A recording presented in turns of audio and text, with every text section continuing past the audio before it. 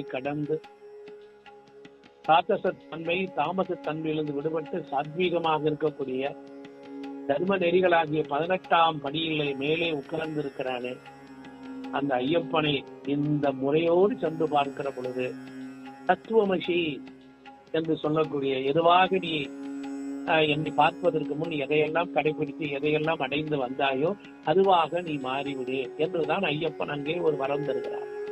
அப்ப நாம காம குரோத லோப மதம் ஆச்சரியம் என்கிற குற்றங்கள் குறைகள் லௌகிக வாழ்க்கையில் பேசக்கூடிய வேண்டத்தகாத விரும்பத்தகாத அருவருக்கத்தக்க பிறர்மான அவமானங்கள் அசிங்கங்கள் இவைகளை எல்லாம் பேசிக்கொண்டு இன்று எல்லாரும் எப்படி ஐயப்பனை நோக்கி போகிறார்கள்? ஏன் ஐயப்பனுடைய வரத்தை எவராலும் பெற முடியவில்லை? வழிகாட்டி குரு தவறா? அப்ப மக்கள் கட்டுப்படுவதில்லை, உட்படுவதில்லை. இறைவனோ நமக்காக கட்டுப்பட்டு உட்பட்டு இருக்கிறார். அவன் கடவுளாகி மேலே இருக்கிறார். மேலே போக வேண்டுமானால் கொஞ்சம் மூச்சு வாங்கத்தான் செய்யும். அதற்கேற்ற பயிற்சி இருக்க வேண்டும். உண்ண உணவு கொடுத்த உடை தங்க இருப்பிடம் தந்த இறைவனுக்கு ஒரு நன்றி சொல்ல வேண்டும்.